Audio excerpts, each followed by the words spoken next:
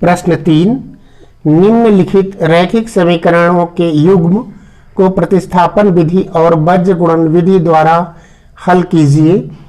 किस प्रश्न को आप अधिक उपयुक्त मानते हैं? 8x + 5y = 9, 3x - 2y = 4। हल। सबसे पहले प्रतिस्थापन विधि से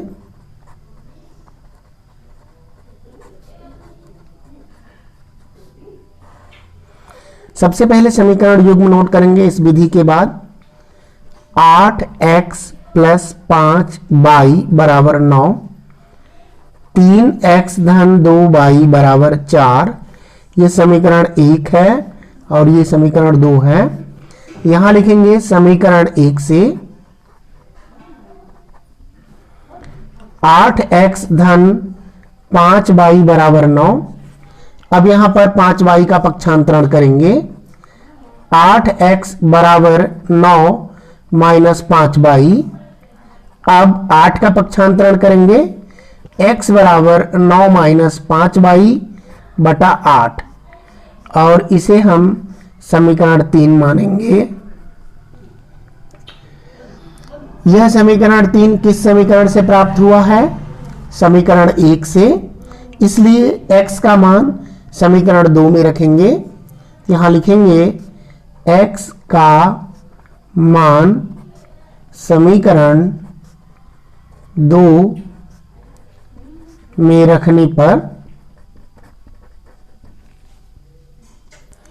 अब इसे हम समीकरण 2 में रखेंगे। लिखेंगे इंप्लाइज दैट 3x के प्लेस पे पूरा लिख लेंगे समीकरण 1 का। क्या लिखेंगे?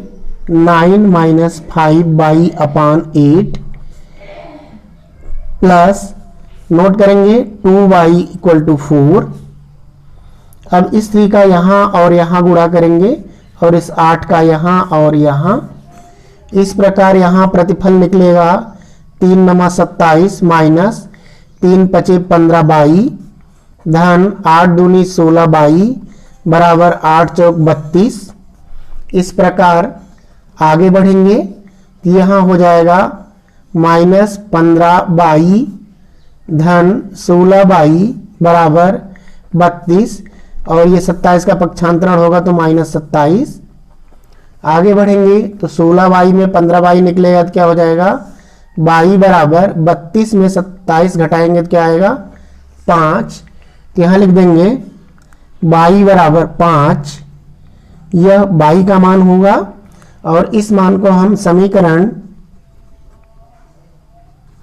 3 में रखने पर किसको? y का मान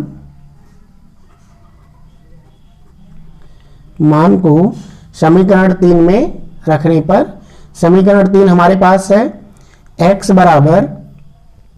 9 - 5 y के स्थान पर 5 / 8 implies that x = 9 - 5 × 5 = 25 / 8 implies that x = -16 / 8, 8 दूनी 16, x = -2। अतः अभीष्ट हल प्राप्त हो चुका है। x = -2 और y = 5। यह अभीष्ट हल होगा। पुनः हम इसे वज्र गुणन विधि से करेंगे। पुनः इसे हम वज्र गुणन विधि से करेंगे तो समीकरण युग्म नोट कर लेंगे। 8x + 5y = 9। दूसरा है 3x + 2y = 4। ये हो जाएगा आपका समीकरण 1 और ये है समीकरण 2। यहां पर लिखेंगे व्यापक समीकरण a1x + b1y = c1 A2x plus B2y equal to C2 से तुलना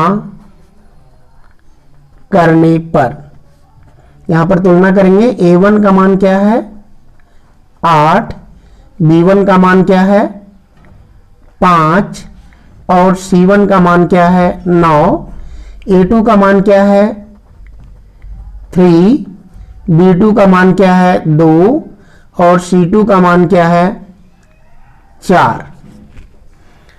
इस प्रकार नोट कर लेंगे। अब हम यहां x, यहां y, यहां -1 लिखेंगे। यदि C1 बराबर के पहले होता है तो यहां पर 1 नोट करते हैं। यदि C1 या C2 दोनों बराबर के बाद हैं, दाएं पक्ष में है, तो वहां -1 लेते हैं। अब हम यहां B1 से शुरू करेंगे। पहले B1 B2 लेंगे, फिर C1 C2 लेंगे। B1 का मान क्या है 5 और B2 का मान क्या है 2, C1 का मान क्या है 9 और C2 का मान क्या है 4। अब A1 A2 से शुरू करेंगे। A1 का मान क्या है 8 और A2 का मान क्या है 3, B1 का मान क्या है 5 और B2 का मान क्या है 2। अब हम x अपान करके वैल्यू लिखेंगे। 5 चौक 20, 2 नमा 18, क्रॉस में गुणा करेंगे, इसीलिए इसको वज्र गुणनखंड विधि कहा जाता है, वज्र गुणन विधि। 22 बटा 9 का 3 में 9 त्रिक 27 माइनस 4 का 8 में 8 चौक 32 बराबर -1 बटा 8 दूनी 16 माइनस 3 पचे 15। आगे हमें मान प्राप्त होगा x बटा 20 में 18 निकलेगा तो क्या आ जाएगा 2, 22 बटा 32 में 27 निकलेगा तो -5, -1 बटा 16 में 15 निकलेगा तो 1। ये फर्स्ट है। अब यहां पर फर्स्ट, सेकेंड और थर्ड मानेंगे। फर्स्ट और थर्ड से चलेंगे। फर्स्ट क्या है x/2 और थर्ड क्या है -1/1। यहां पर नोट करेंगे। First x/2 equal to third क्या है -1/1।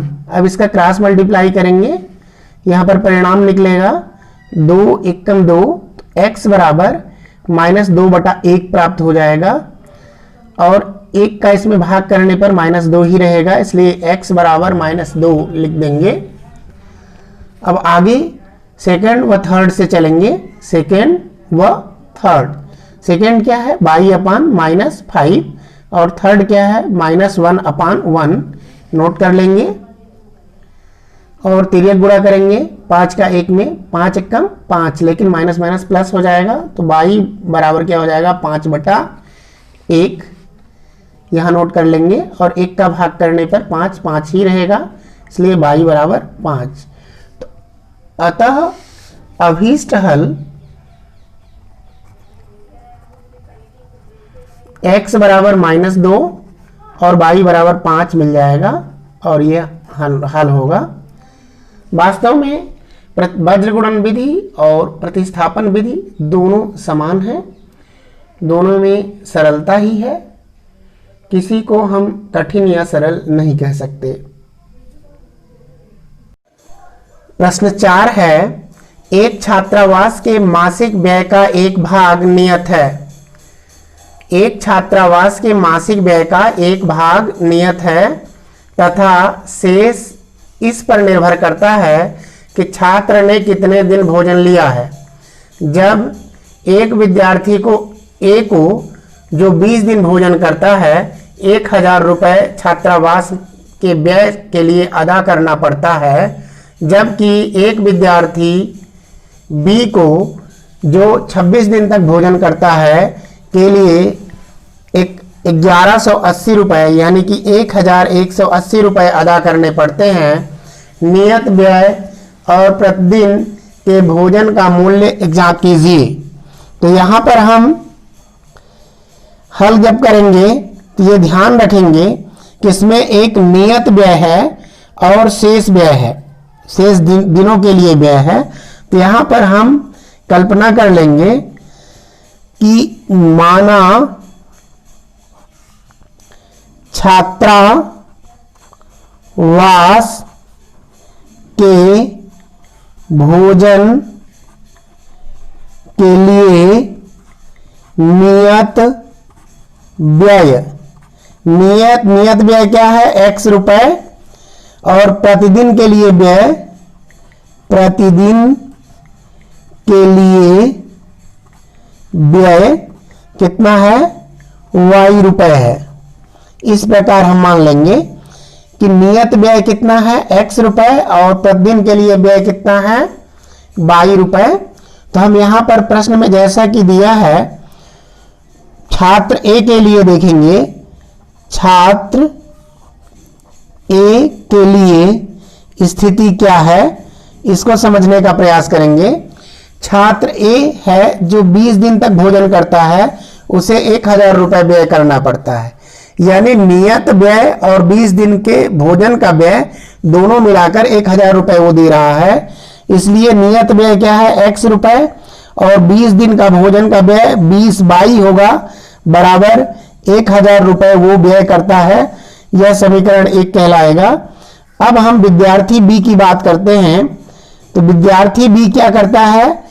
विद्यार्थी बी के लिए स्थिति यह है कि वह नियत व्यय x दिन के लिए तो वो भोजन करता ही है, लेकिन अतिरिक्त 26 दिनों तक वो और भोजन करता है। तो ये यानी कि 26 22 रुपए व्यय करता है। तो कुल मिलाकर उसे 1180 रुपए भुगतान करने पड़ते हैं। अब हम नियत व्यय और प्रतिदिन के व्यय को कैलकुलेट करेंगे। हम यहां पर समीकरण 1 को नोट कर लेते हैं। लिखते हैं समीकरण 1 व 2 से, समीकरण 1 व 2 से समीकरण 1 क्या है? x प्लस 20 बाई बराबर 1000, और यहां पर क्या है? x प्लस 26 बाई बराबर 1180 रुपए। यह समीकरण 1 हो जाएगा और यह समीकरण 2 हो जाएगा। अब इन दोनों समीकरणों में x के गुणांकों को देखेंगे। तो x का गुणांक क्या है? दोनों का समान है। यहां पर देख रहे हैं कि x का गुणांक 1x और समीकरण 2 में भी x का गुणांक 1x है। यहां पर लिखेंगे घटाने पर, और समीकरण 1 में 2 को घटा देंगे। यहां पर चिन्ह बदलेंगे, घटाने में प्लस का माइनस हो जाएगा, x कैंसिल।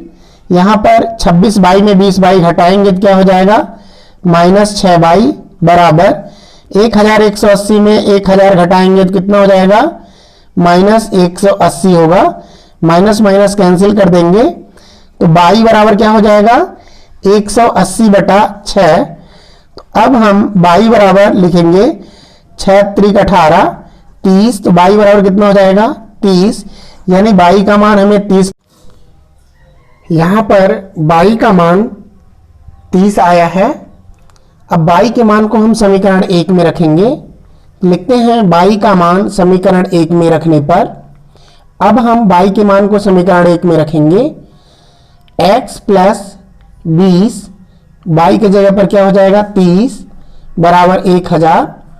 अब आगे बढ़ेंगे तो लिखेंगे x धन 20 तिहाई 60 और 1 0 बढ़ जाएगा, यानी 2 तिहाई 6 और 2 0, यानी कि 600 बराबर 1000। अब हम x का पक्षांतरण करेंगे तो 1000 माइनस 600। अब हम 600 1000 में 600 घटाएंगे तो x बराबर क्या आएगा? 400। इस प्रकार हमें नियत व्यय ज्ञात हो जाएगा। नियत व्यय क्या होगा? नियत व्यय होगा 400 रुपए और प्रतिदिन के लिए व्यय होगा 30 रुपए। यह अभीष्ट हल हो जाएगा।